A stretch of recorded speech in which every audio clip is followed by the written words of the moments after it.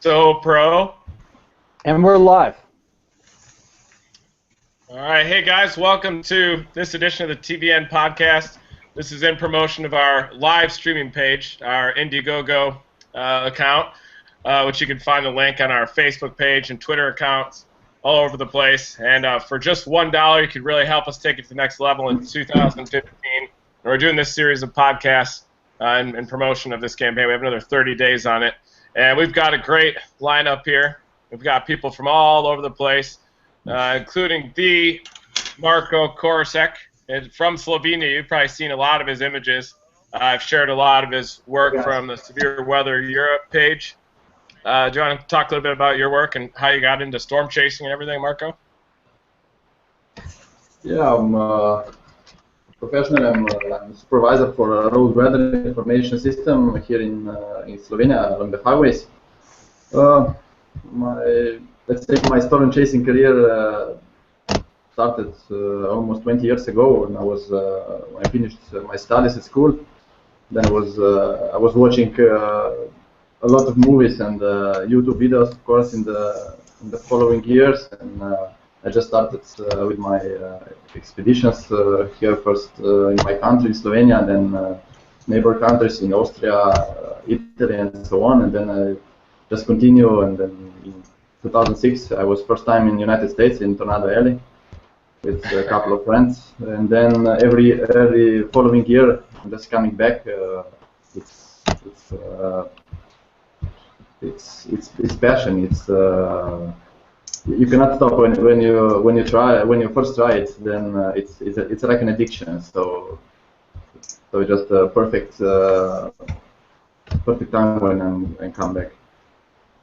Nice. Is that photo behind you? Is that the one from Booker, Texas? That's from Julesburg in Colorado. Oh, nice. That's the one which won an award last year from National Geographic. Yeah, that's amazing. Congratulations on that. Thanks. Like a nice pancake stack. Yes, but that was it was an interesting day because we were attempting to go to Kansas, where everyone was going for that huge tornado. Even you, Reed, I think you were there also. Oh yeah. So it was quite a difficult situation what to do, or going for that tornadic setup, or going for structure day in the upslope. So we decided for Colorado, and it was quite a good decision at the end. So yeah, that was a really good call. Yeah. Sometimes it's hard. You get in those setups where you have to choose between the upslope further west in Colorado or the warm sector. I think there was a setup this year where a few days in advance, there was moderate risk and some really high outlook for tornadoes in the warm sector. Then the winds kind of veered with time, and then we went to the upslope, and there wasn't much out there. It didn't happen in either location, I don't think. But getting caught in the middle is the worst thing, right? Yeah, exactly. We've got Josh Zorn up in Saskatchewan right now. He's streaming live from his igloo up there, right? Yeah, that commonly known myth. You guys have Wi-Fi in there too? Oh yeah, we got it all. We're set. Yeah. Set for a good 6 months in the igloo. Nice. Do you build it usually when, like November, and then live in there till it thaws out in the spring? Yeah, you start it. Actually, you could start it in October sometimes, late. But I mean, you don't have a lot of snow then. But I mean, come about April, I guess by then it's hopefully melted. What's the temperature up there now? It's about -4 Celsius right now. We've actually, this last week, we had a couple really nice days, and it felt almost like spring. It's very close to actually doing some melting, so it's been very nice to be outside. Yeah. Well, you want to share with everybody how you got into storm chasing and your website too? I know I've been on your podcast too. It's an awesome podcast with some of our best Canadian chasers up there. So how'd you get into chasing?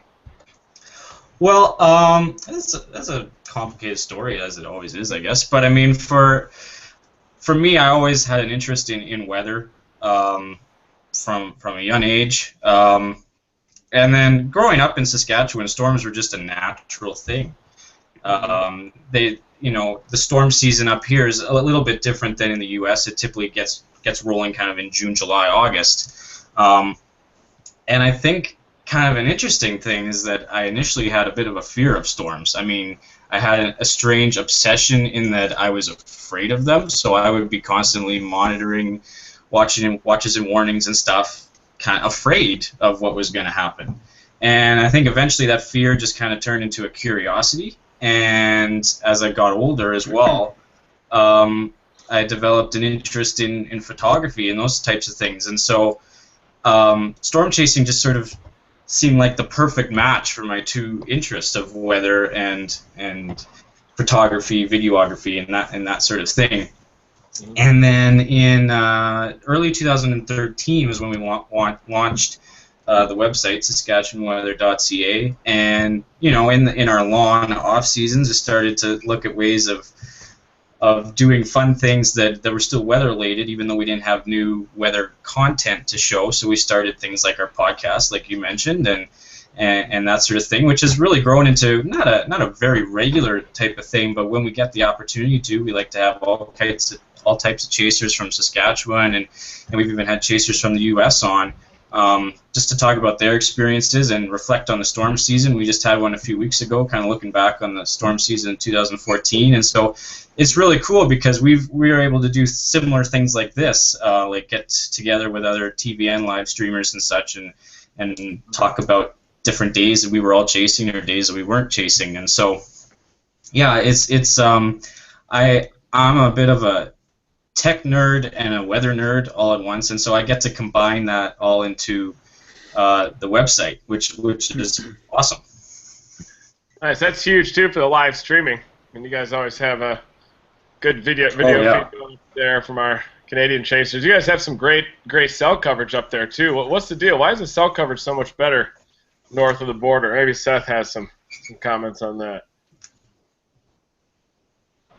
Yeah, I couldn't tell you, honestly. I mean, I think we have typically, if you're in southern Saskatchewan, it's pretty good coverage just because you have Regina and that area all around there. And the big factor is the Trans-Canada Highway. So if you're chasing around the Trans-Canada Highway, you're usually not out of data. You start getting further north, closer to Manitoba border, that area, it can be spotty depending on what provider you're with. But I mean, like this past season, I never really had a problem with data unless we were in a really, sheltered area or in a valley or that type of thing. That's where it becomes a bit of a problem.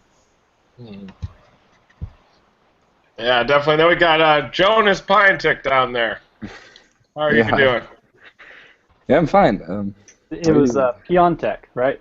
Yeah, it doesn't matter. Where are you based out of, Jonas? I'm based in Germany, in Hessen, near the town of Frankfurt. You might probably know. I don't know. So, but we're kind of international by now. So we don't just chase in Germany. We just go for whole Middle Europe. That's awesome. What kind of weather do you have out there right now? It's like, I guess, 20 to 25 degrees, Marco told me before. In Fahrenheit, it's like -5 degrees Celsius, so it's kind of just the typical German winter. Not cold, not warm. Quite a bit of snow on the ground? No, absolutely nothing, because at the day it's just over 0 degrees Celsius, so everything melts if it snows, and at night it's just freezing. Wow. What kind of tornado? Have you seen any tornadoes out there in Europe yet? Or what's some of your best storm chase experiences out there? I guess my best storm chase experience was one of my first storm chase experience, and it was kind of a backyard chase. So we were up just like 5 kilometers away from my hometown, and we had a pretty severe supercell with 170, 180 kilometers per hour winds and 7 centimeters hail in diameter. But wow. I guess that's probably the most you can get out of chasing in Germany, because tornadoes are not uncommon here, but they just don't develop on supercells that much. So we have more like of these cold air tornadoes than the supercell tornadoes. Yeah, which can be some of the most photogenic. I've chased a lot of cold core events, or at least seen a lot of video from Yeah, some of of those. course. They're almost like mini supercells. Everything's scaled down a little bit, so I think that there are a lot of those low top supercells back there. But they've Yeah. been some pretty big events too recently in Europe. It was an active season, I know, for water spouts out there. Right, Marco, were Yeah. you set up in Italy for a while or something during water spout season this year? Yeah, well, water sport season in Italy, northern Italy, even southern Mediterranean Sea, and even Adriatic, southern Adriatic, or even around Greece, Turkey. It was quite an active water sport season. So maybe even 100 or more of them. It's pretty incredible. So if I had a helicopter, I would be running around them every day, but not Have you much ever chance. chased the water spouts down there? Down there, no, but I chased in Northern Adriatic last year. No, 2 years ago in 2015, I saw around 40 of them. So it was The quite, 40? yeah, in whole season, in a couple of months, the summer months. So it's quite an active. In one day, there was even 15 or even 20 of them altogether. So it was pretty crazy events sometimes. That's incredible. Yeah, but my fiance Maria, she's really into photography too, and she's seen a lot of your photos. But we tried to chase some water spouts this past summer down in Florida, and we didn't get any actual spouts, but we did see some storms out there and some pretty near misses. Then the day after we left, there was a water spout right where we were chasing the day before. But it seems pretty random. It's hard. Yeah, it's not. It's easier to chase supercells or tornadoes than water spots. Believe me, it's so sporadic at the end that it's incredible. What is it about the North Adriatic Sea area there that makes it favorable for water spouts? Actually, we have a lot of southern winds, so the Adriatic is warming from the southern Mediterranean. It's warming constantly towards the north. So the anomaly of temperature, surface temperature, is quite always, almost always positive. So that's why when we get cold outbreaks from the Alps, from the Central Europe down to the Northern Adriatic, then it happens. So it's the classic setup is maybe every 2 or 3 weeks. This could happen in end of summer or the whole autumn. Wow. It just happens constantly. We might have to make a trip out of that this summer. Maybe head out there and chase some water spouts by boat. Yeah. Rent a dinghy or something like that. You are welcome here if you want, no problem. Yeah. Nice. You have any questions coming in, Seth? We're taking questions too on social media. We're taking on our Google Plus accounts, also on our Facebook fan page too, and Twitter. So Seth will be fielding our questions. And we've got a great spread of locations here, all different kinds of climates and space terrain from Europe down to the North Adriatic Sea waterspout, Mecca, back to Tornado Alley. So I'll show you what it's doing here right now too, real quick. We're New York City, so getting a lot of big time rain. There's a flood warning in effect too right now, so probably had 3 or 5 inches of rain already. Now here you can see it. Nice.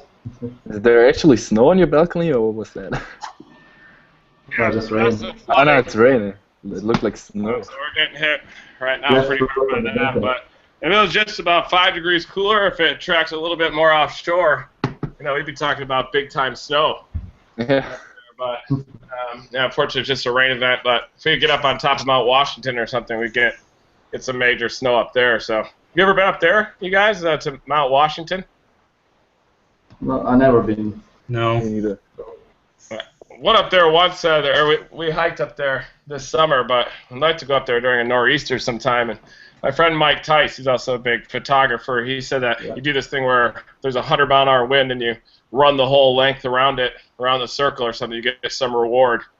I guess he did it, but I think it dipped down to like 99 miles an hour for a few seconds or something. So he ended up not. Yeah, that's nice. What do you got, Seth? Here's some kind of basic questions. what was the scariest experience chasing that you ever had? Who wants to take a shot at that one? We could go one by one. Maybe Let's I start can. with Josh. Josh Zorn. That's a tough one. I think this past August, actually, 2014, would probably be my answer for that one. I think it was August 8th. And the reason it was the scariest was because it was at night, and we were in a small town here in Saskatchewan, and the power was out. There was no lights. You couldn't see anything. It was all, we were basically in the core of the storm, getting dumped on with rain and a little bit of hail. Thankfully, there wasn't a whole lot of rain or hail in the core. The scary part of that kind of came the next morning, because when we realized what we missed a huge straight line wind event just 5 minutes to the south that wiped out trees and caused all sorts of structural damage in towns to our south.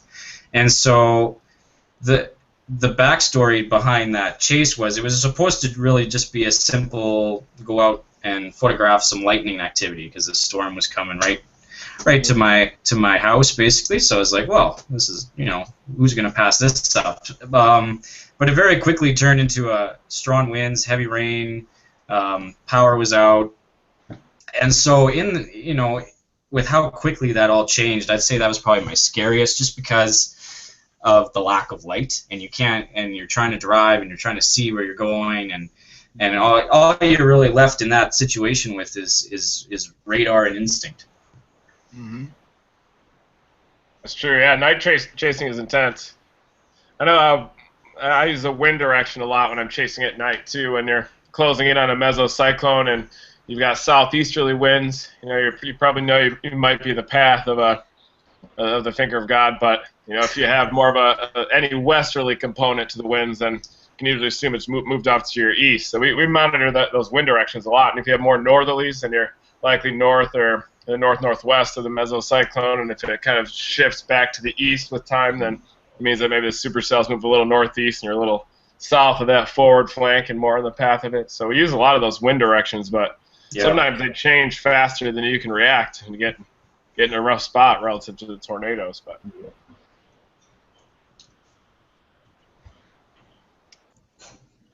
what about you, Jonas? Have you had any crazy situations out there? It was actually during a night chase too, so it was back in 2012, I guess, and we were in the northern part of Germany, and I guess that's because it's the flat part of Germany, it's more likely to have tornadoes than our part, probably. And we were in front of a supercell, and it had spawned a tornado before, and we knew that, and suddenly we had like a huge wall cloud hanging pretty low, and we couldn't see what was down there because there was trees right in front of it, and we couldn't move away because we were kind of in the middle of nowhere, and we just got hit by winds like 70 or more miles per hour suddenly right after that, and we were in kind of a small car, so not really windproofed, and everything was shaking, and we just had the feeling like we were right in the middle of a tornado. So that was probably the scariest thing that ever happened to me or my team. That's intense. Do you ever chase any winter storms out there?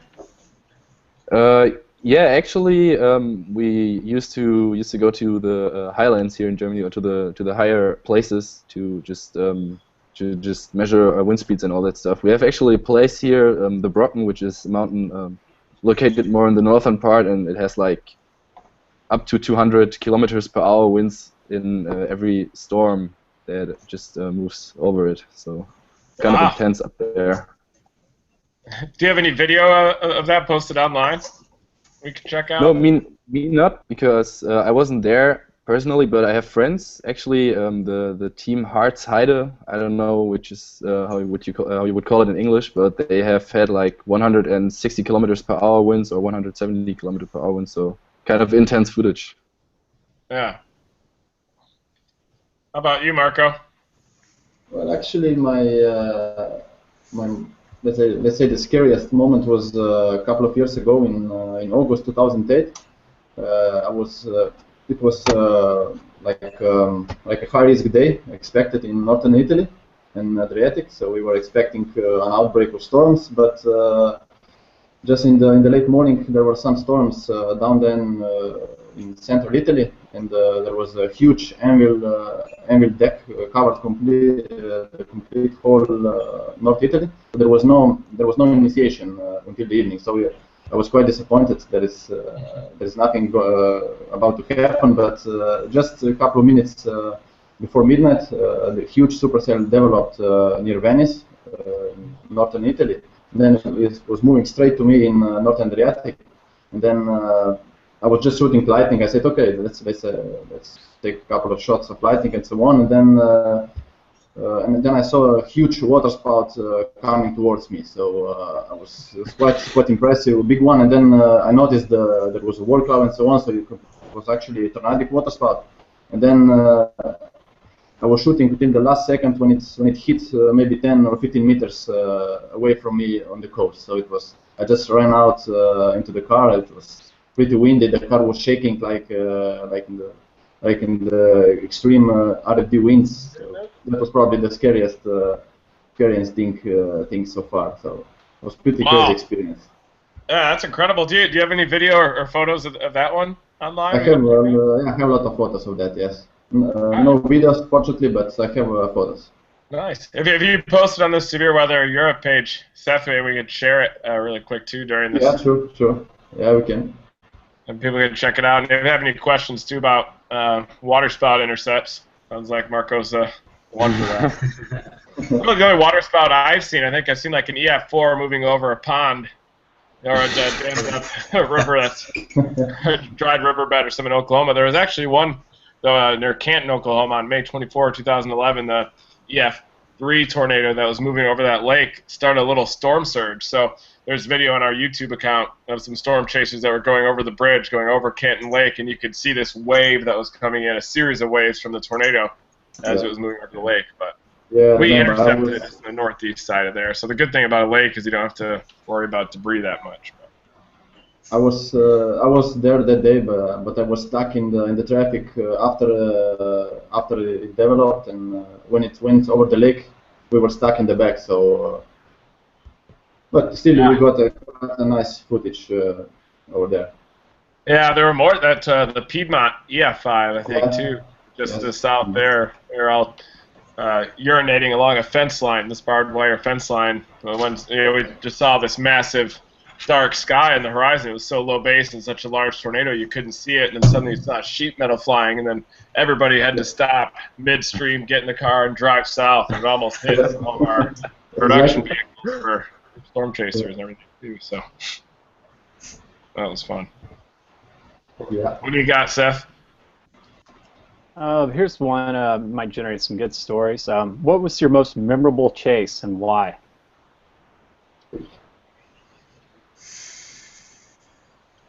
In the same order? Oh boy. It's tough to put a finger on that one because I think each one is just so unique. But I'll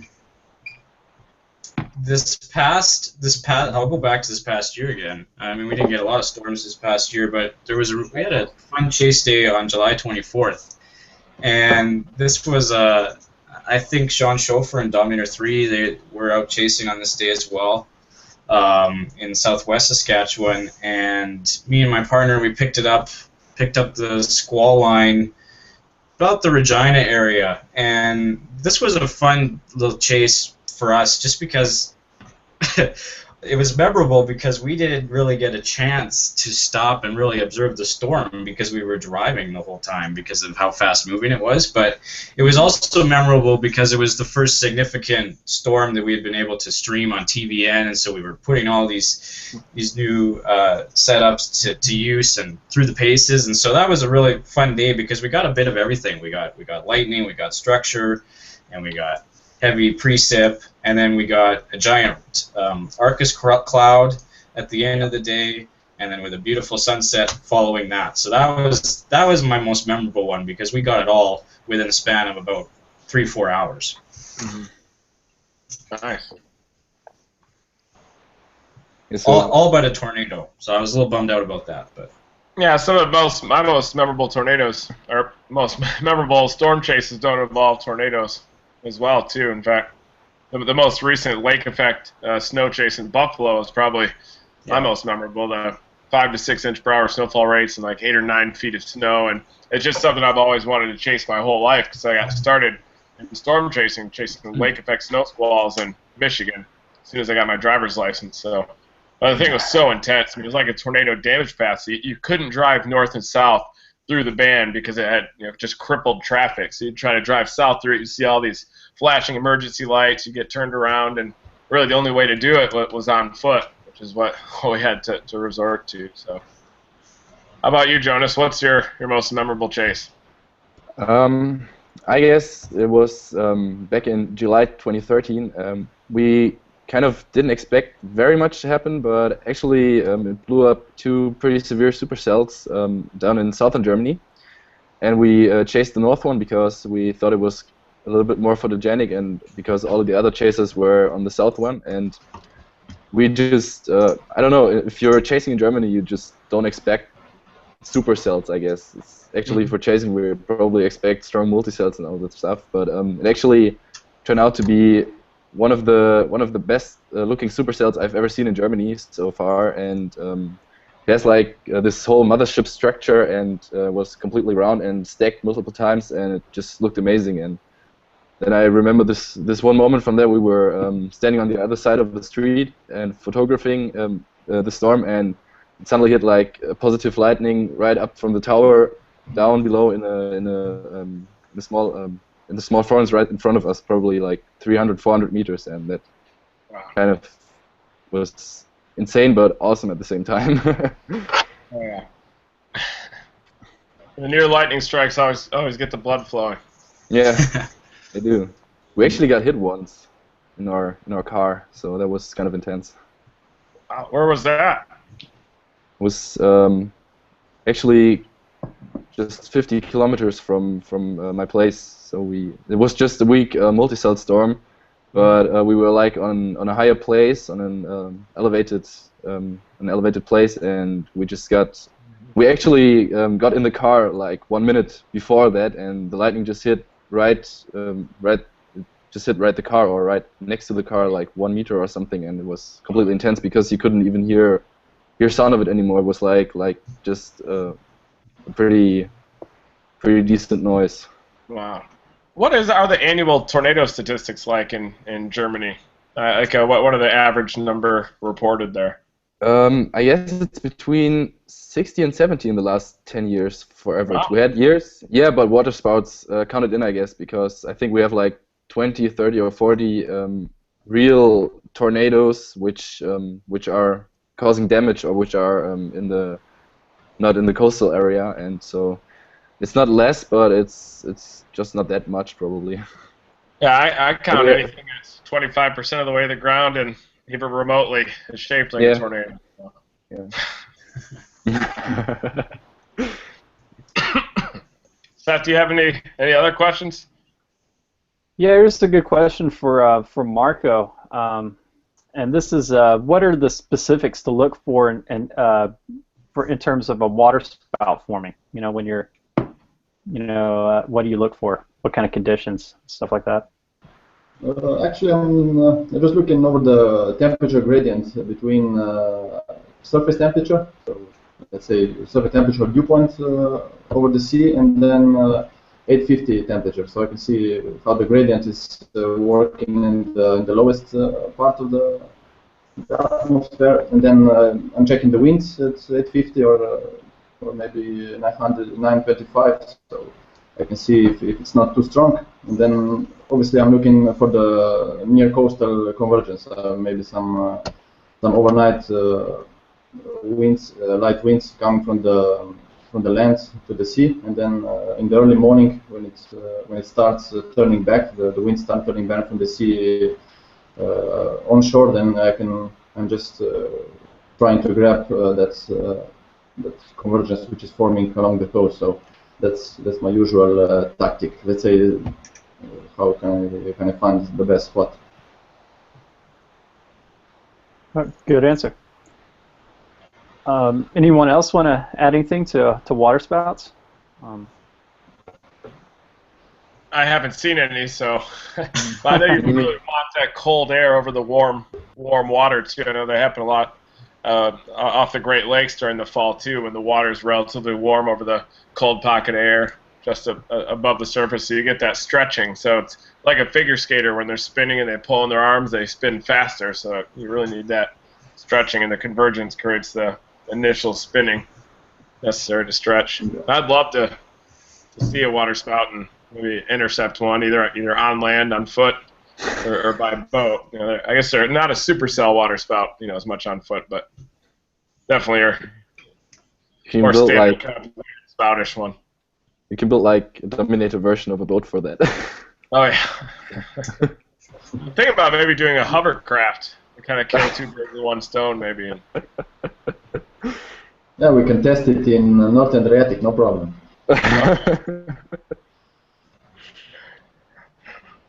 Probably sink somehow. Yeah.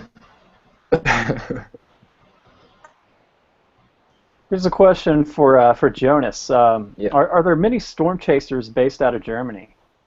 What? I didn't understand you. I'm sorry. Are there many storm chasers in Germany? I guess that one is kind of a joke question because actually I'm driving a Mini, so kind of someone just trolling you probably. So just forget about that probably. Okay.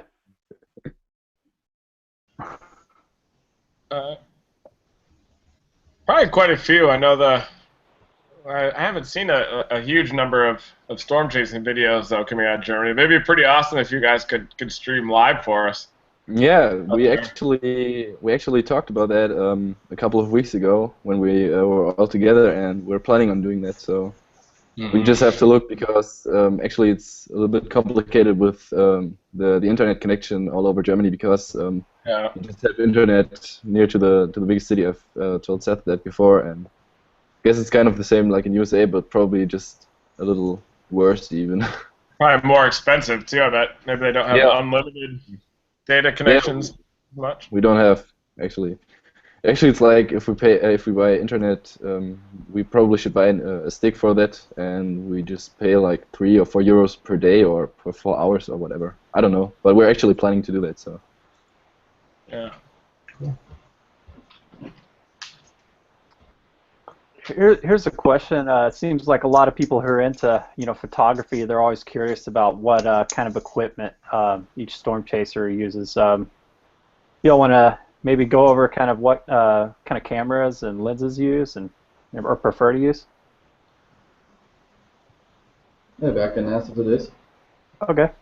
I have a full frame Canon 5D and 6D. So and the lenses usually for the stone structure I can use from let's say 15-60 millimeters up to 50. So you have wide angle lenses, so you can get the whole structure, and it depends if you want some zoom shots. So I can use 24 to 105 from Canon. So these are my basics, basic equipment for stone chasing. So from let's say from 15 or 20 millimeters up to 100. So this works the best with the stone structure. Even some more distant, maybe zoom in into under the wall cloud in a tornado, or maybe lightning in the distance. So this works best for me. Well, I gotta say, in my experience for just filming weather, one of my favorite cameras to be able to just, especially if it's a winter event, because we get lots of winter storms here in Saskatchewan that we'll often document, is just a regular GoPro, and the advantage of that is you're able to just stick it in the windshield and go. And I mean the video quality in terms of being able to film something on short notice is, you can't really beat it for being a quick mount and go camera.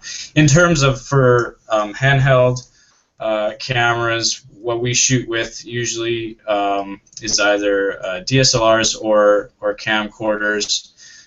This past season we shot our webisodes with the GoPro and Sony camcorder, and then our handheld was a Sony DSLR, and that worked quite well for us. We were quite happy with the footage we got from that, and I mean, in terms of for when it really depends on the event too. You know what you're going to need, whether you're going to be inside the car a lot or you're going to be standing around a lot too, will kind of determine what we use. It's kind of the same to us, so we use GoPros pretty often. We use multiple GoPros, and also I think everyone uses a DSLR for photographing, and I'm using another DSLR for time-lapsing or for just filming stuff, so it's kind of the same, I guess. I've been really focusing on my smartphone photography over the last year, honestly. Instagram and Twitter. I mean, a lot of my videos and photos were taken just on my phone. But I'm trying to get back into.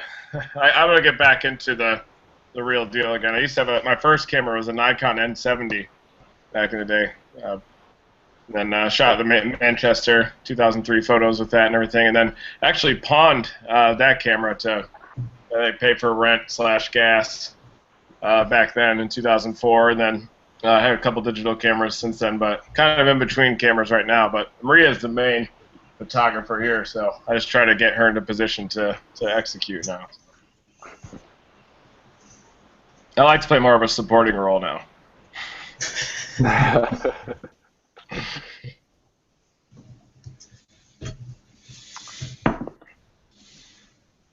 Yeah, here's a question for Jonas.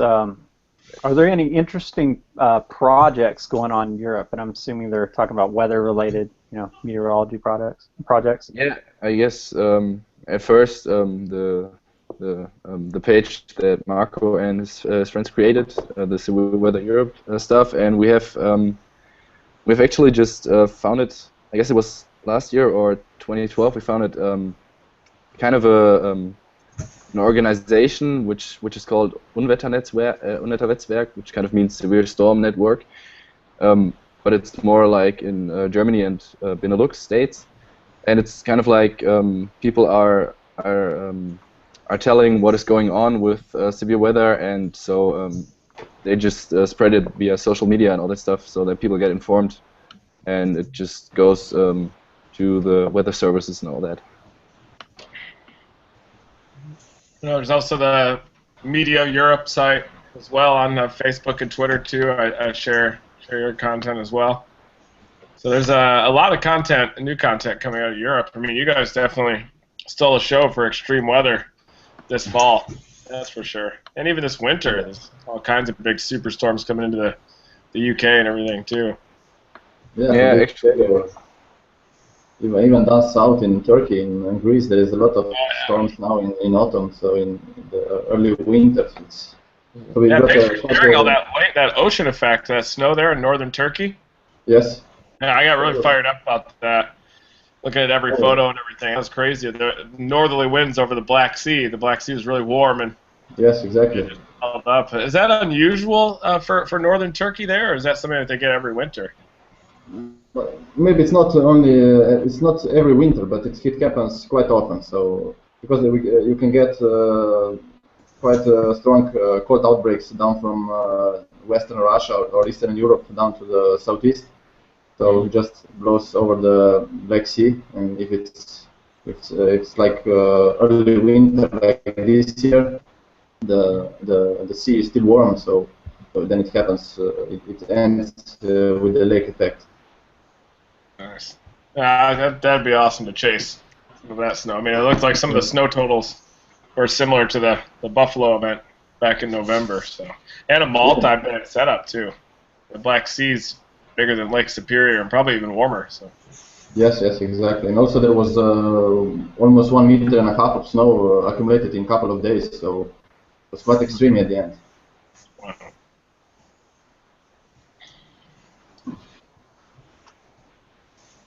You have any questions, Seth? Yeah, here's one. They're just asking what your favorite places to chase are. And just for those who are just kind of tuning in, we have Jonas here from, he's based out of Germany, and Joshua is based out of Canada, and Marco is based out of Slovenia. So we've got a pretty wide geographical coverage, but yeah, I'll let them go ahead and answer what their favorite place to chase is. Go ahead.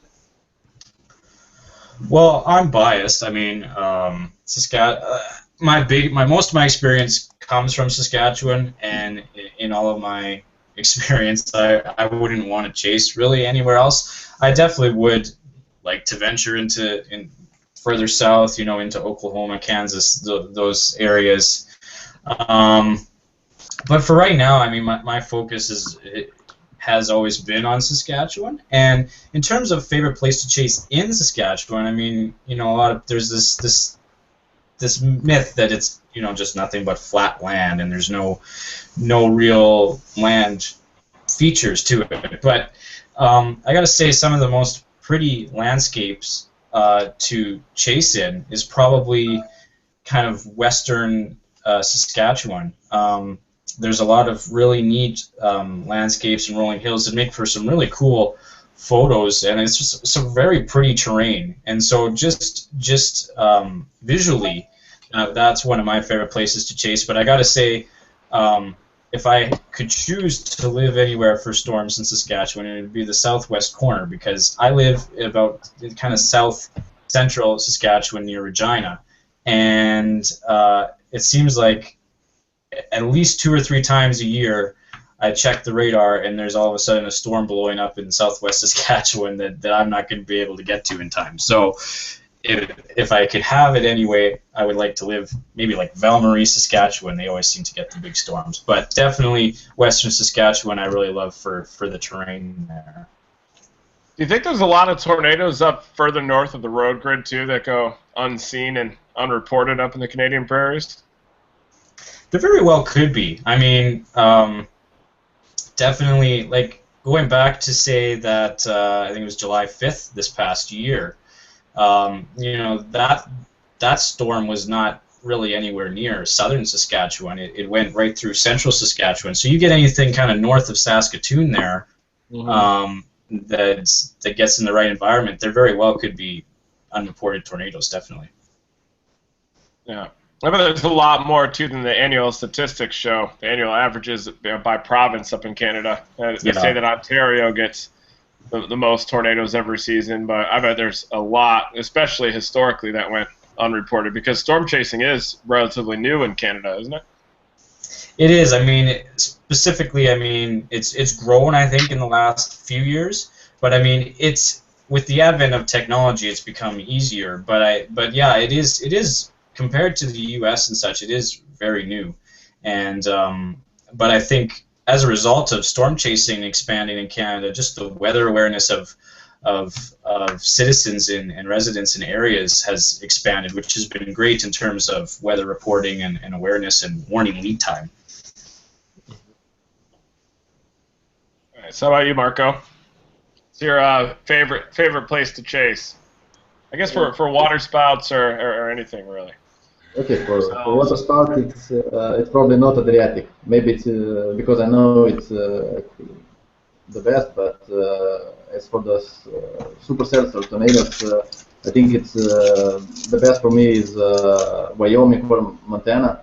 You can see that there was great landscapes with the green on the ground, and that's just something completely different than down in Texas, Oklahoma. It's completely different landscape. That's something I'm looking for. So you can get a nice foreground and then a nice storm in the back, tunnel structure. So for me, that's why I usually go to chase in Tornado Alley in the late season, in the second half. So let's say in late May or fall June, or even maybe in early July. That's why, because the season is more to the north. You can get more storms in these great landscapes. Nice. How about you, Jonas? What's your favorite place to chase in Europe? I think if we just look for Germany, I think it's probably south of Cologne, because it's pretty flat and there's streets everywhere and not big metro areas or something. But I think if I would go to US, I would probably agree to Marco because I've seen a whole lot of shots from the northern plains, and I think the landscape is just beautiful. And I don't think that I would be just looking for tornadoes, but more for structure and for landscapes and for all that compositions. So I would agree to Marco. Nice. My favorite place to chase, I think, I love the Canadian prairies, honestly, but outside of Tornado Alley, I definitely love Dixie Alley. I like the challenge of the trees and the greater number of storms, and probably during spring, one of those setups where you'll chase in the warm sector in eastern Texas or Louisiana, and then on the way back, chase the wraparound snow in the deformation zone on the backside of the system. But outside of the U.S., I'd say my favorite place I've chased is definitely in Argentina and the Pampas down there. I think that's probably the next frontier, at least in the Western Hemisphere, for storm chasing. I know it's taking off in popularity in Argentina and Brazil too. So I'd like to make it back there, maybe next year. So Marie and I might be heading down there for our honeymoon, so we might have to do some chasing on the way. Actually, Reid, you were just mentioning Dixie Alley.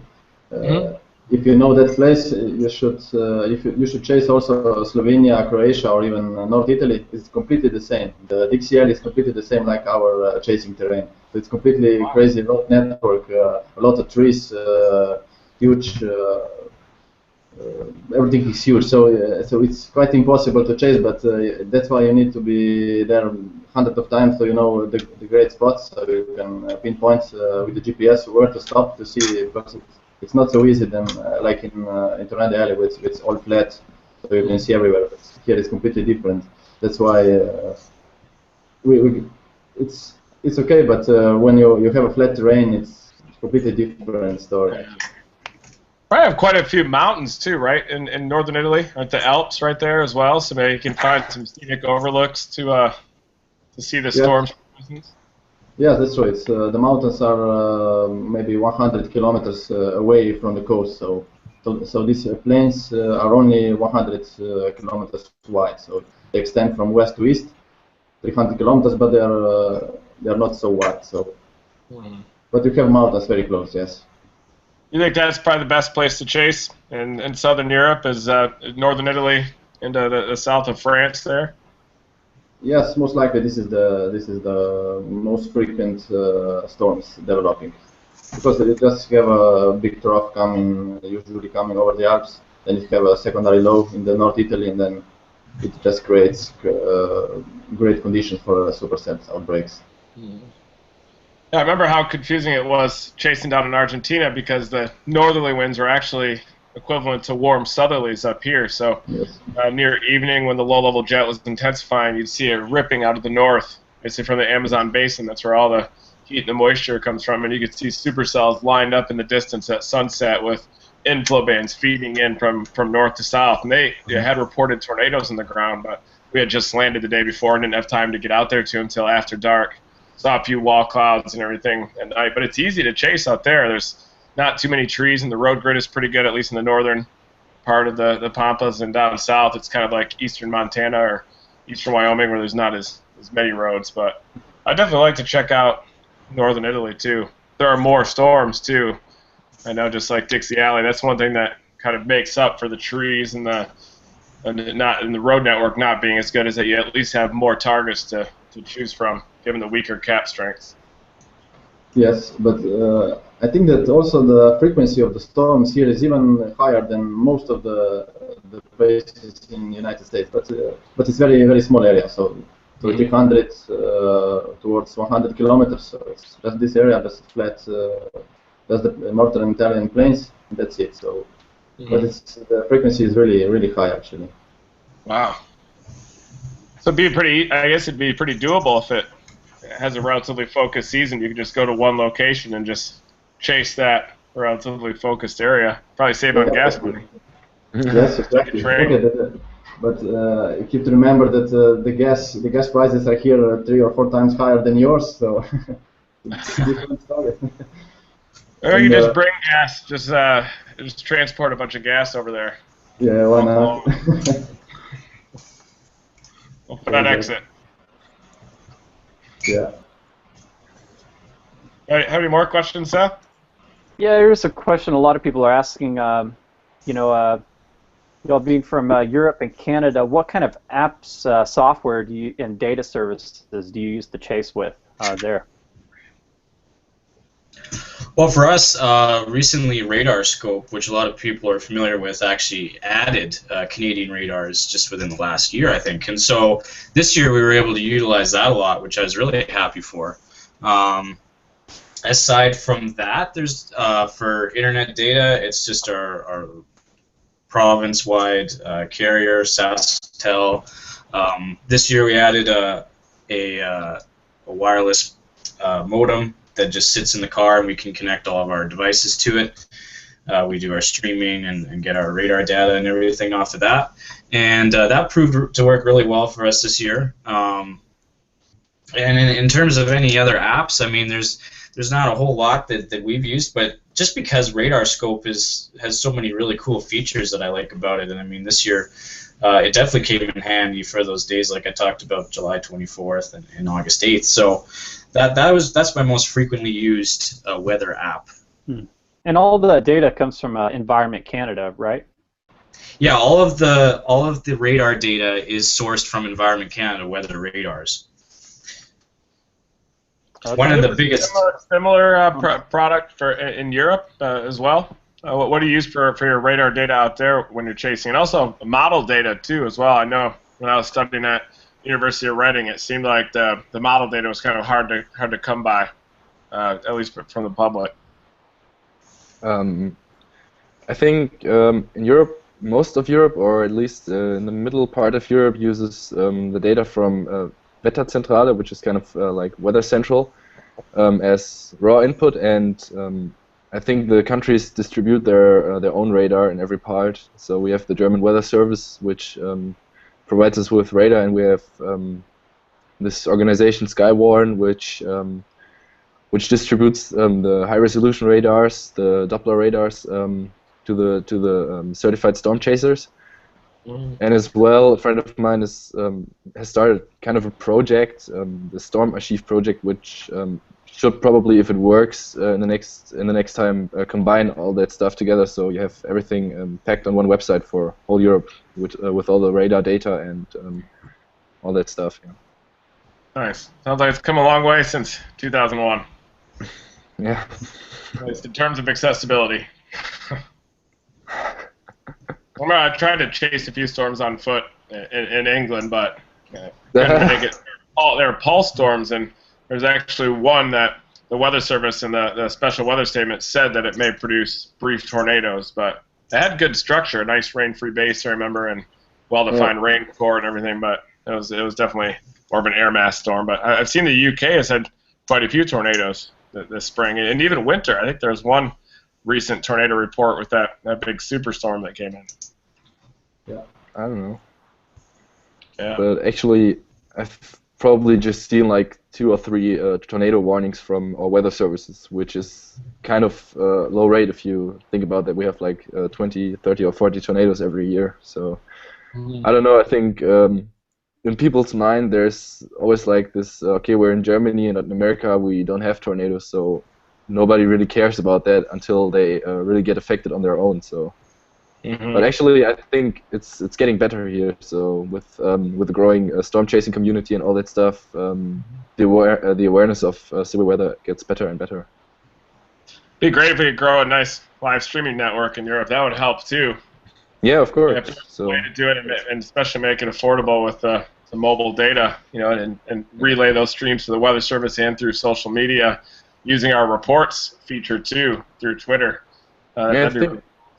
I really think social media is probably the best thing that has ever happened to weather community, because you just can warn people so effectively, like you could have never done before all the social media stuff. So I think that's kind of great.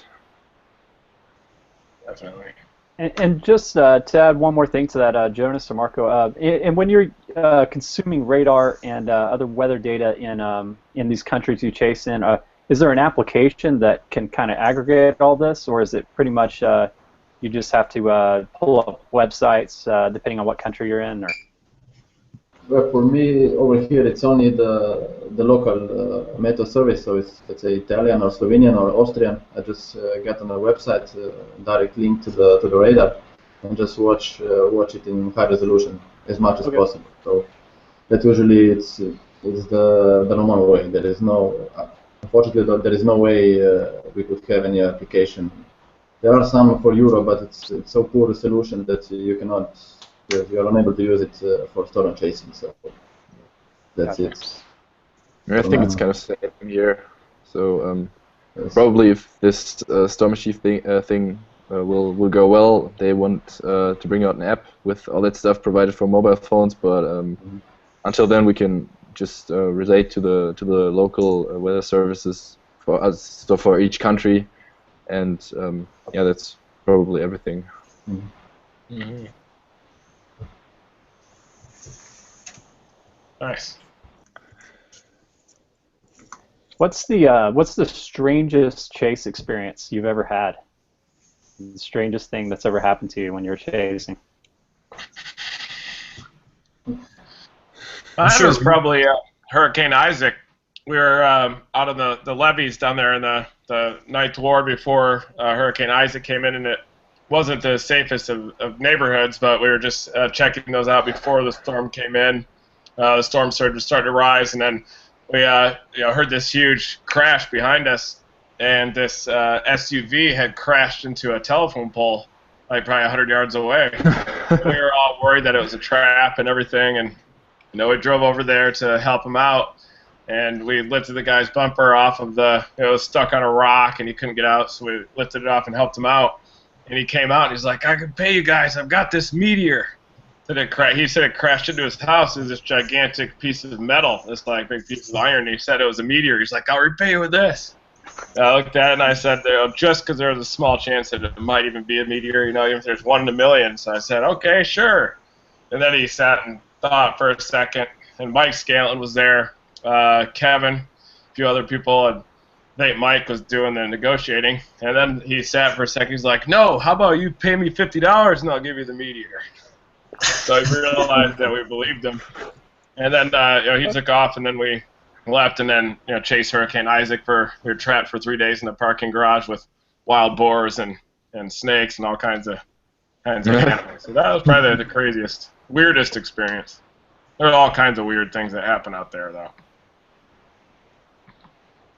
Getting chased by a rusty dump truck during Hurricane Katrina too was definitely weird. I was with Simon and driving around in a Honda Accord, and we were in a high-speed chase for like 45 minutes with this rusty dump truck. And it ended up being the chief of police in there. So we had to spend like 12 hours in a basement jail cell that eventually filled up with water. So if they would have forgotten about us, we would have died. They thought we were looters, but then we cleared it up, and then they realized we were storm chasers, and we all became friends. But by that time, the water was too high, so we couldn't leave. And then eventually had to get to a 3rd floor and ride out by a fishing boat, and then hitchhike. And we squatted in a hotel. Then the next day, hitchhiked again to Jackson, Mississippi, and then rented a car and drove home. So those hurricanes can definitely get a little unusual.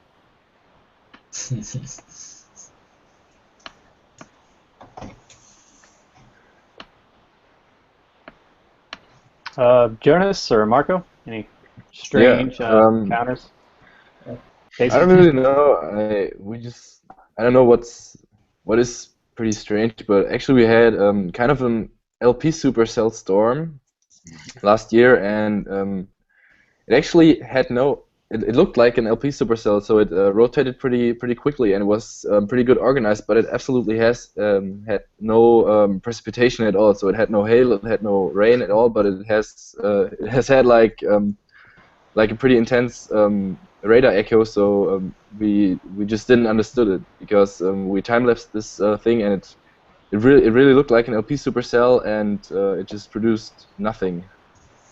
Weird. That was kind of strange. Sometimes those will even put down tornadoes and with no rain at all. Yeah, it was kind of high base, so I think that was not pretty dangerous in terms of tornadoes.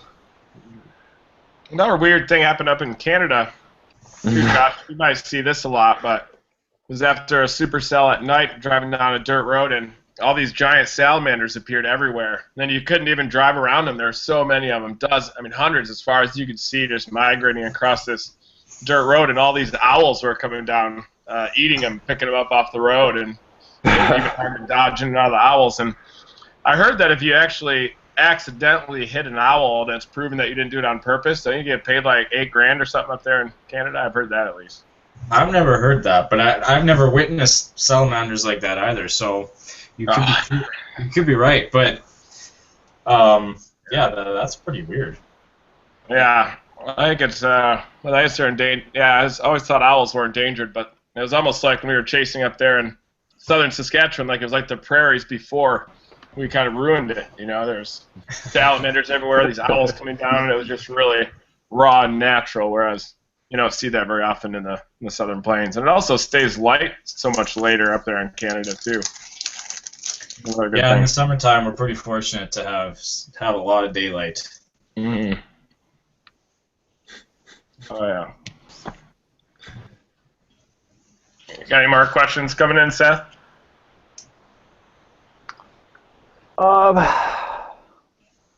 Here's one. Here's one asking how often do you chase hurricanes? Have any of you all ever had, besides Reed, chased tropical cyclones or had a chance to do that? Or any large storms like that? I'm surrounded by too much land to get a very easy opportunity to do that, but hopefully one day I will. We kind of just have these winter storms, so we don't have any tropical cyclones. Probably Marco in the Mediterranean Sea had like small types of cyclones, medicans or whatever you call them. Those tropical-like cyclones, the small ones, but I never chase them. I usually chase in autumn or winter the strong Bora winds, which could be extreme, even 200 to 150 kilometers per hour, which is really extreme even for our areas. And then that combined with the heavy snow creates such crazy blizzard conditions. So that is my version of hurricane chasing here for now. So. Nice. How often do you, Jonas and Marco, do you make it to? How many times have you came to the U.S. to chase? Me, I've never come to the US actually. I plan on doing, but since I'm going to university since this year, I might not have the time to do this for at least the next 2 years. But maybe I will be studying in America in 2 years, so probably I'll just come over then and chase with you guys. We'll see you under the mezzo. What? For me, it was this year it will be the 7th season in the US. So wow. Let's hope it be a good one. So last year I skipped the last year, the 2014, because I was not really convinced with the long range when I was looking in the early May and so on. So I decided to skip this one. But this year we are just coming in the end of May, and we hope for the best. Nice. Nice. How long do you usually stay out here when you chase? Usually, let's say 4 or maybe even 5 weeks. It depends. Usually, our departure from the States back to Europe could be adjusted to the weather conditions. So we just come, let's say, in 15th of May, and then we just extend as much as we want. If there is a dead reach coming in early June, we just say, okay, thank you, and we're going home. Otherwise, we just extend it as much as we can. So maybe even a week more and so on. So, but usually 4 or 5 weeks, it's more or less is the average per year.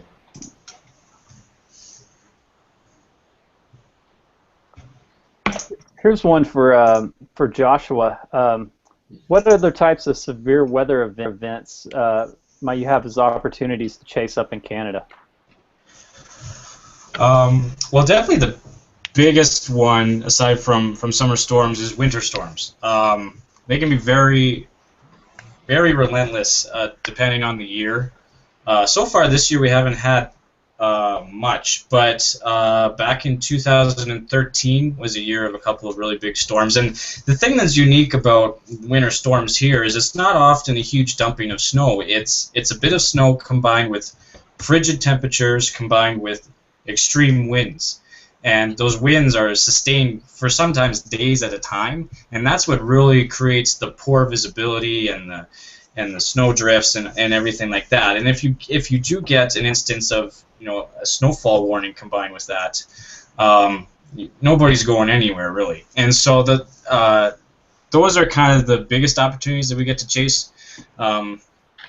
This year we've had occasions where it's almost been more of we've had chances for freezing rain more than we've had for winter storms. So it's kind of been a bit opposite. But we sometimes get on a bit of a cycle where we get snow, we warm up, and then we get some snow, and then it gets really, really cold again, and then we'll warm back up, and then we'll get a bit of a winter storm, and then it's just kind of a cycle. But hasn't really happened that way so much this year, but that's definitely what tides me through the winter is winter storms. The thing the biggest phenomenon that I find interesting with them is just how much they can reduce visibility, because with our roads and highways and such, it's out in the open, and so you're surrounded by open fields of snow, and if you get fresh snow on the ground combined with 70, 80 km/h wind gusts, it's really amazing to witness just how much the visibility is reduced in an instant. And you're normally are you chasing in just like a regular vehicle or a snowmobile or? Snowmobile. I'd like to try that sometime, but I know Sean does that, right? Yeah. That's the way to do it. I know in Buffalo, all the fire department and a lot of the people there, the only way to get around was by snowmobile, the four-wheeler. Yeah, there was a couple of instances in 2013 where I took a quad out for a little bit of a jaunt and went out into some open areas. But you don't want to do that in too deep of snow, because then you're going to get in trouble. But typically for winter storm events, we'll chase them in an SUVs, four-wheel drive, and everything. We've plowed some pretty big snow drifts with that thing. It actually becomes more of a hobby than oh, look at the visibility. It's more like let's find the biggest drift we can get through. But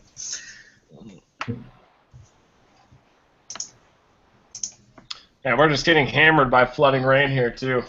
Keep looking at the radar. So the back edge is starting to approach New York City, but probably at least another inch or so. Might have to make a big problems post here. This continues. Here's a question for our Europeans on here. What do you all think about about severe weather in northern Europe? I think it depends on which kind of severe weather, because I guess they probably have these winter storms more usually than we have, especially in the northern countries, and for example in the UK and Ireland as well. Because actually they are always in the path of severe winter storms, unless we are, and probably I don't think they have that much severe weather in terms of summer storms, so they don't have that many tornadoes, I guess, or large hail events, especially like Norway and all the way more north. But also, I guess I've seen quite a lot of tornado footage or extremely severe weather footage from the European parts of Russia, or also from the northern European parts of Russia, because actually I guess the conditions there are kind of better because it's more continental climate than in the northern countries where everything is full with mountains and all that stuff. Yes, I can put some more words on this. Yeah, there is the Eastern Europe, like Belarus or even Western Russia and Ukraine. They can get a lot of moisture and warm air advection from the Black Sea or from Eastern Mediterranean, which is going up towards Russia. And then when you get a frontal system or even some strong trough coming from the Scandinavia down from the north down into Eastern Europe, you can get quite an extreme storms over there. it's just flat. It's very similar to the Tornado Alley at the end. So that's probably quite an interesting area too. But there's almost very poor chaser network there. So we don't have much reports yet. But it's improving in the last years. But as regarding the Northern Europe, that's like Jonas said, there is a lot of winter storms, so like very deep cyclones coming from the northern Atlantic and Iceland towards Norway or Finland or Sweden. So that area could be pretty extreme with the winds. But as for the summer, usually it's just July or August. There could be some summer storm with supercell, even tornadoes were reported in the past. So I think especially in England. Also that one. But as far as Scandinavia, it's the summer season, it's shorter than ours in Central Europe, so it's quite difficult to get such an outbreaks over there. Yeah.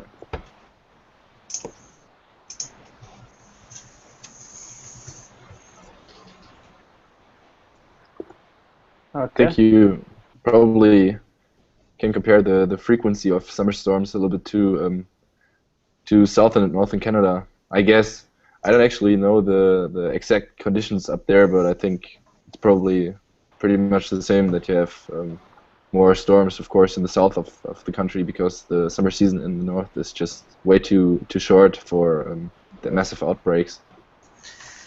Yeah, I think that's pretty true in Saskatchewan. Actually, in Alberta, there are some days where it seems like the severe weather threat is farther north in the province, more towards Edmonton and such.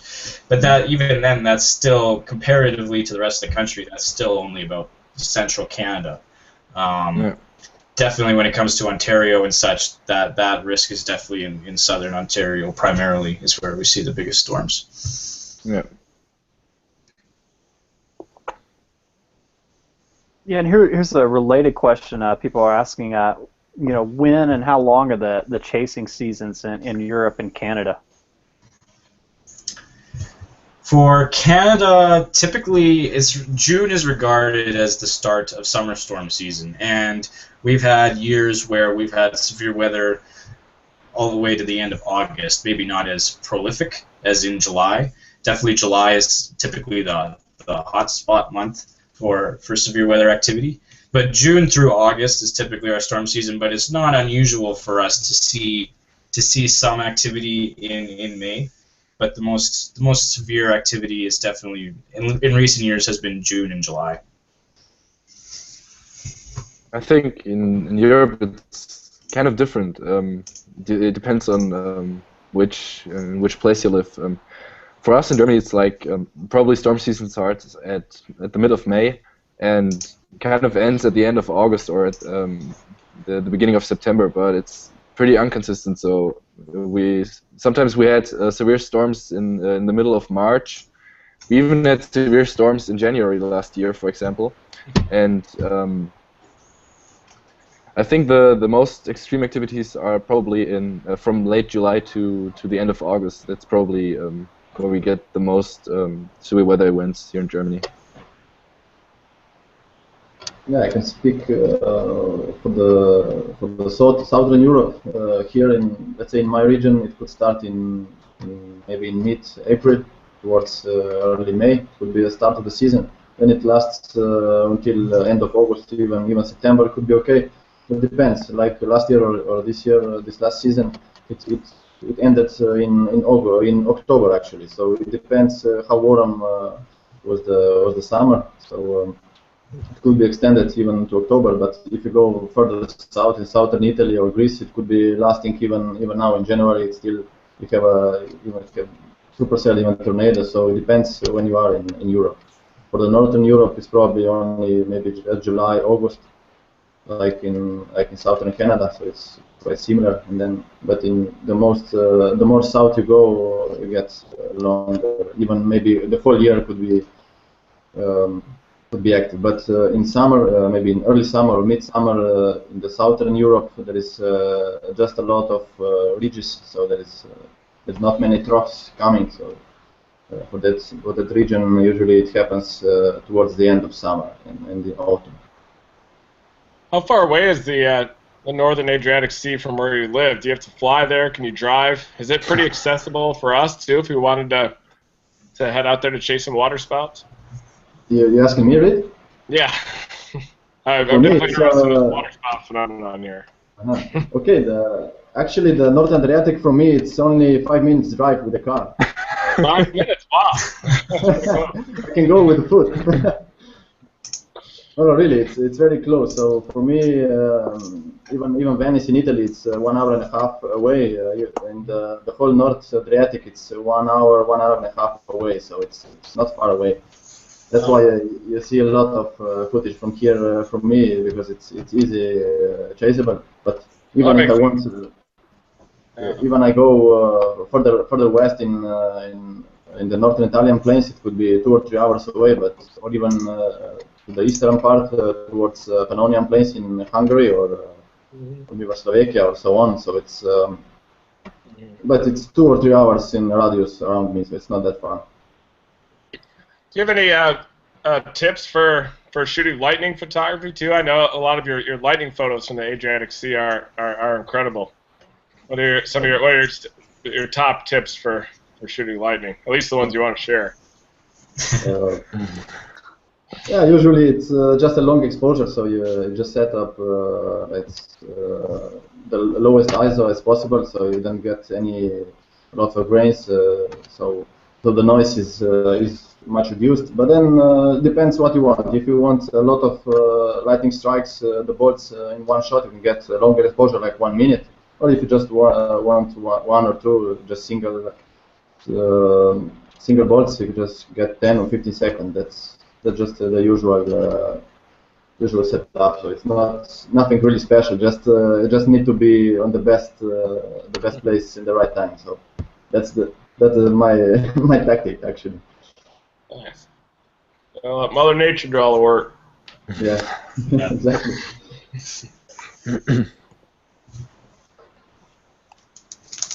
And I just want to remind everybody that we do have an Indiegogo project going on right now that's trying to raise funds for our live storm chasing platform. The infrastructure we run is very expensive to operate, especially in during the peak of storm season when we handle a lot of viewers and live streaming video. It's just an expensive endeavor. So. We need your help. So if whatever you can contribute, I mean, $1 up, would help us a lot. And you can find a link to it on our website, tvnweather.com. Should be on the right-hand side, or there should be links in this event page or on the YouTube video itself. Yeah, thank you for all your help too. We definitely couldn't have done all of this over the years without the support of all our loyal followers, and that includes our Tornado Chasers series, our live streaming platform, and even the Dominators too. So thank you guys so much for your help, and just for even the price of a beef muchacho at Taco Bueno, you can really help us out the whole year. Here's a question for Jonas and Marco. Does Europe use the Fujita scale for tornadoes, and if not, what do they use? Yeah, they actually use the Fujita scale, but the original one, not the enhanced one. So we're also using I guess it's probably just in Germany we use a scale which is the Toro scale, and it's I don't know it goes from 0 to I don't know to what it goes, but we usually it's kind of a little bit more precise, but we usually use the Fujita scale.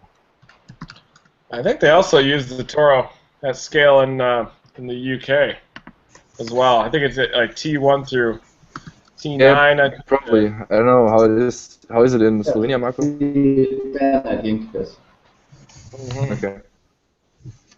But also here in even in Slovenia or Italy, they use just the original F scale, so it's not enhanced. It looks like here it goes from T0 to T11. Okay. The strongest known UK tornado is the T8. Okay. So the May 3rd, 1999 tornado would have been a T11, I guess. That would- I'm reading it right now here. So. I took Toro scale. Actually, there was a F5 in 1973, I think, in near Venice. That was quite an extreme one. I know that even there was quite a lot of fatalities at the end. So it was probably the strongest in my region. I was. You said that was not that born. area there is pretty. It's like Dixie Alley, the terrain, a lot of trees near Venice, even, or is there kind of a coastal plain area as well? Well, along the coast you have just strong southerly winds, so usually the storms are maybe 10 or 20 kilometers north of the coast. So, and then when you come away of the coast, there are a lot of corn fields. The corn, because of the high humidity, usually dew points are 22 or 23 degrees Celsius, so it's pretty high dew points. So you have a very low cloud basis, and because the corn fields are growing like crazy in that region, you can get to even 4 or 5 meters high of this corn field, so you cannot see anything. That's why it's quite dangerous and pretty similar to Dixie area then. You got Probably a what lot it's of like trees. chasing in Bangladesh as well. I bet down there south of the Himalayan plateau. I bet it's probably pretty soupy down there as well, with about an 85 dew point. Yes.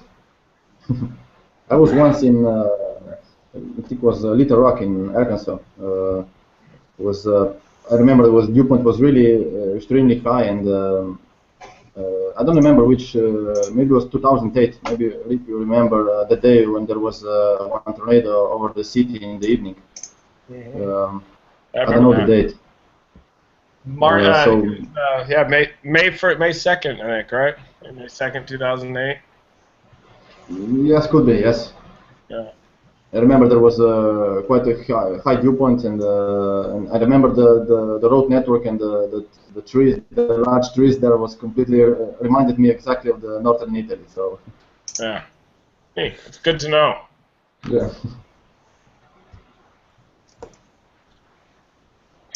Yeah, here's somebody who was talking about, I guess, in Portugal in 2012, there was an EF3. It started in the sea and had a 40-kilometer path. Do y'all know about that one? Interesting. Yeah, I heard of it. We didn't monitor so far in the past, but now since the end of 2013 we started with this project Sea Weather Europe. So we are following all the extreme weather across Europe through all the seasons, especially of course in the summer and spring. And we can see there is a lot of strong tornadoes forming even in southwestern Europe, like Portugal or Spain, or even down south in South Italy. You can get quite strong tornadoes coming onshore from the Mediterranean Sea or southern Adriatic. So I think in the future we could get a lot of good information, and of course sharing with the public to raise the awareness more. So it's good now. It's kind of a crazy video that we posted a couple of years ago from Portugal, I think, where the guy stayed in his house and he was just eating a sandwich. It's like a ham sandwich or something, and the tornado hit. He just set the sandwich down, was totally calm, and the direct hit on his house went by, and it was totally fine. I don't even think it blew out the windows, but it seems like the engineering of the homes and everything, the structures are a lot more well built and more sturdy out there, so it probably takes a stronger tornado to really cause problems too. Yes, the house is completely different here. They're all with the concrete buildings, so you can hardly find any houses like in the United States. So they could survive, of course, more than those your houses. But still, when you get a tornado like F3 or F4, it could be destroyed in any case. Nice.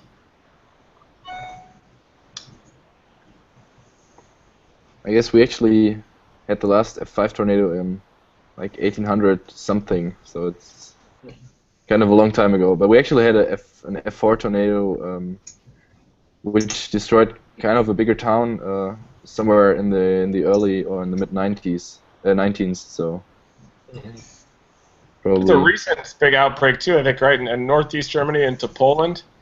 What? You remember there's that crazy video from the autobus or Yeah. something, a real Yeah. all rope. Yeah, we actually, because it was three or 4 years ago, I guess, and we actually had No, it's, kind of what? no, this one, the Reed was talking, this was 15 August in 2008. I remember that one. There was a bus driving and the tornado hit it. Ah, this one. Yeah. Yeah.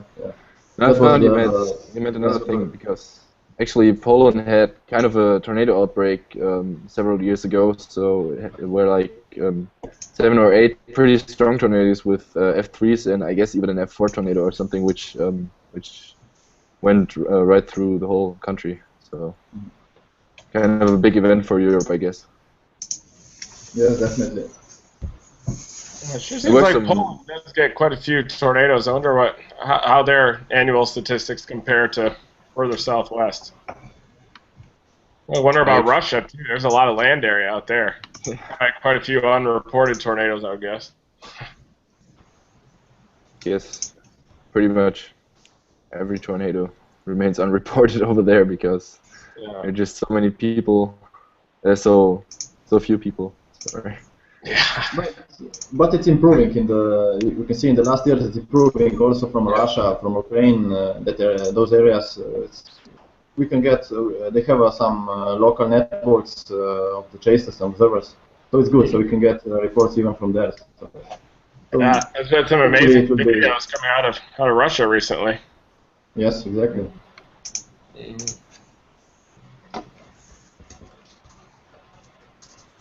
Wow, incredible lighting adjustment over there, Josh. I don't even need anything. It's just all my fluorescents and LEDs and.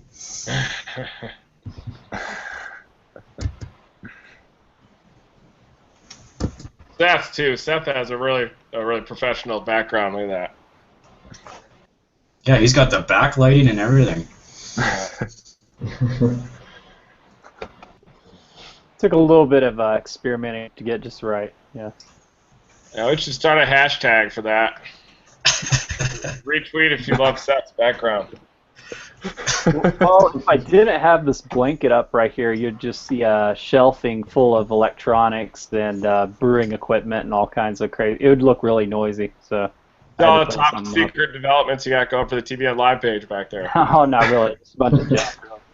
That's where he stores his drone.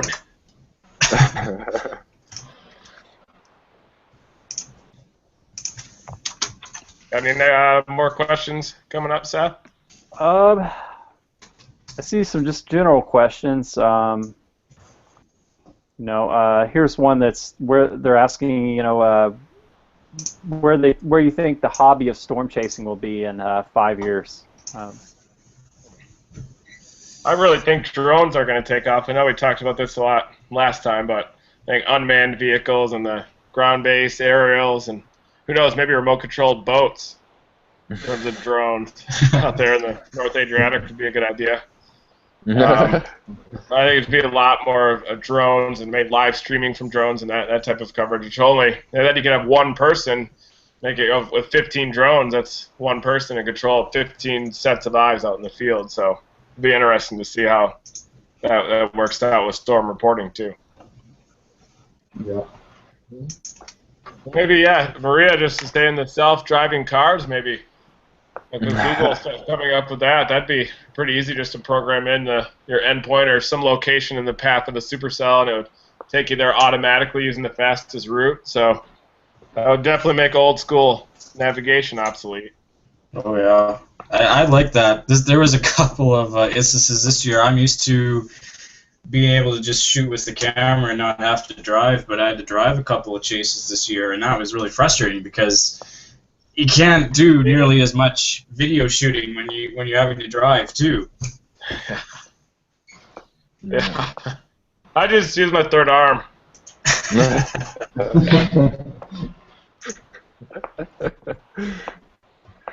I think I don't know, but I think especially in Europe it will become a bigger thing since it's really starting to grow pretty fast over the last years.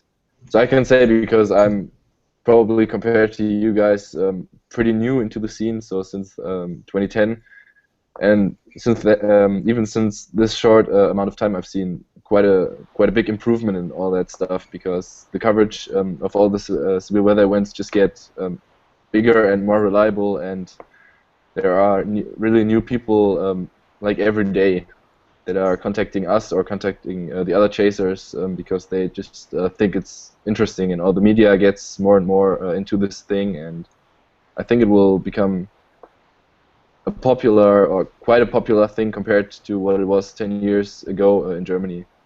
Yeah, I think so. There's the European Storm Chaser series to come out. That didn't really get out of control. Yeah.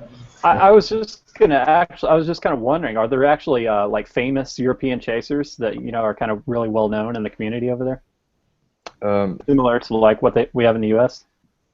I don't Some think right here. because actually it's just more on a local basis than in the US, because in Europe you live in a country, and not like in the US in a state, but it is a whole country at all, with all the states, and in Europe it's more separated, I guess. So probably there are some people, especially those who are in the media quite often, that are well known in their countries or in the chasing community in their countries, but I don't think that there's a lot of people that are known well over whole Europe. Marco, I know you won that award recently for the Nat Geo thing, right? Wow. Are you well known locally too? Do you get interviewed a lot in Slovenia and everything as well, or is it more of an international thing?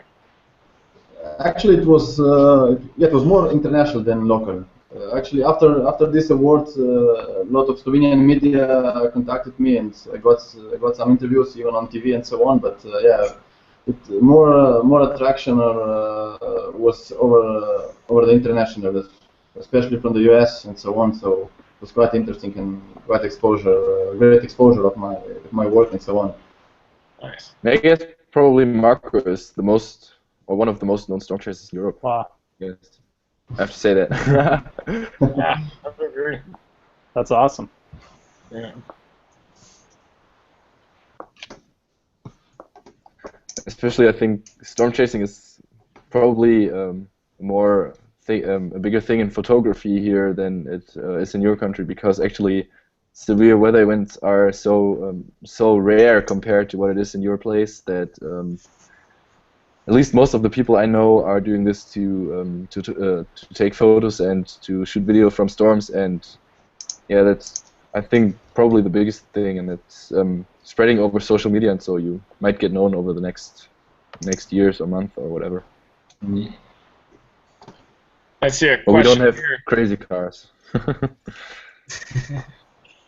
Oh, there's somebody. Wow. Just lost it. There's a question here. Any recommendation for young aspiring meteorologists? They have an 8th grader who loves all things weather.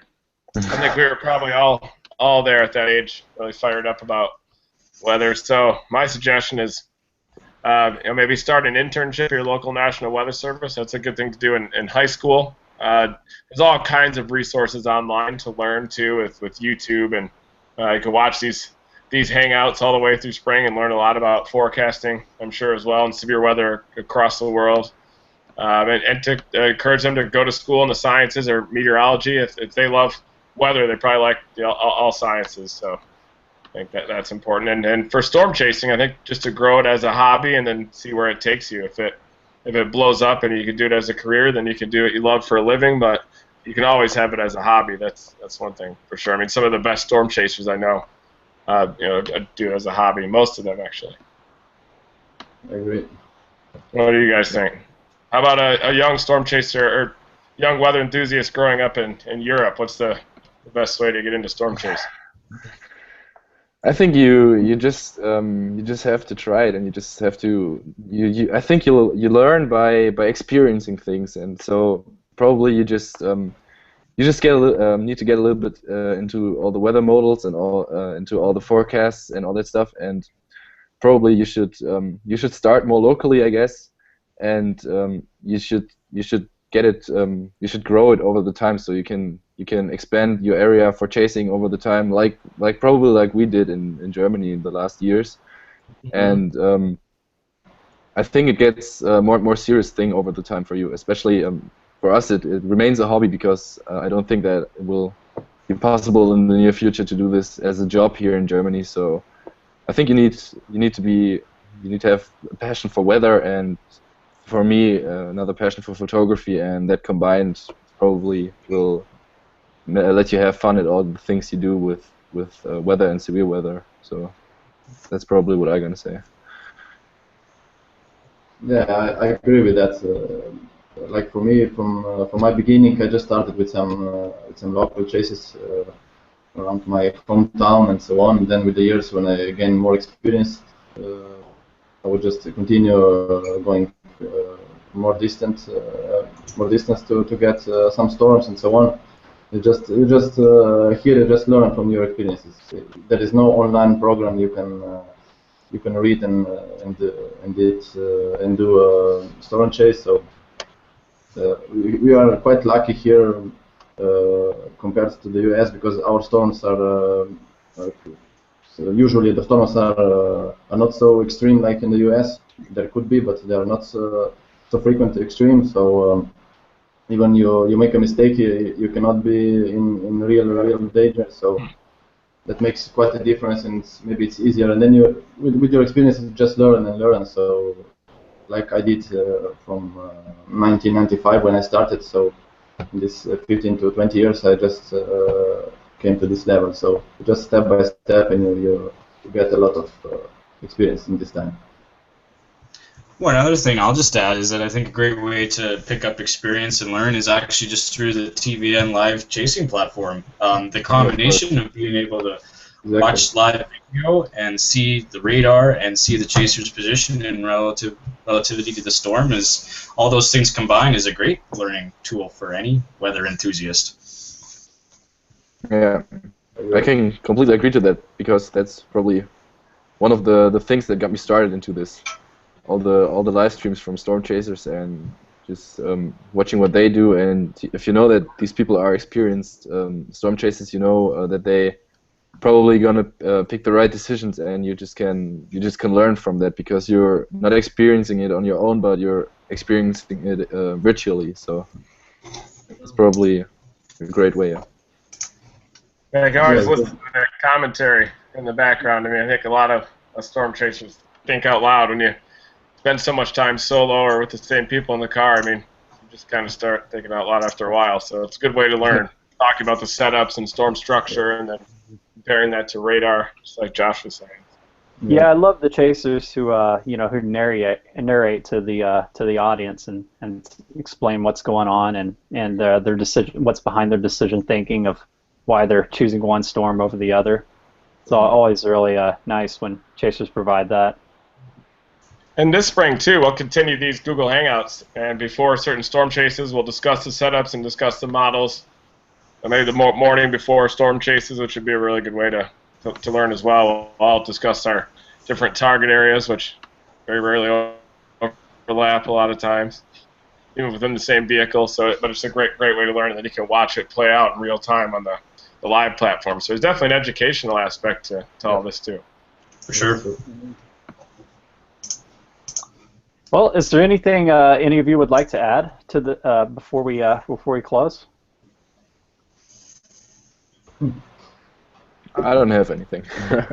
I think it's great just to see it shows how international severe weather is, and how popular it's becoming in Europe is a really good thing to see. So I really hope we see a lot of live streamers come from Europe and beyond, because I'd love to see those storms with my own eyes firsthand, if I can't go out there to chase them myself. And I'm sure everybody else would too. So thanks you guys so much for participating. This is definitely an interesting discussion for me too. So yeah, and more in Canada as well, you know. Yeah. Not to leave Joshua out.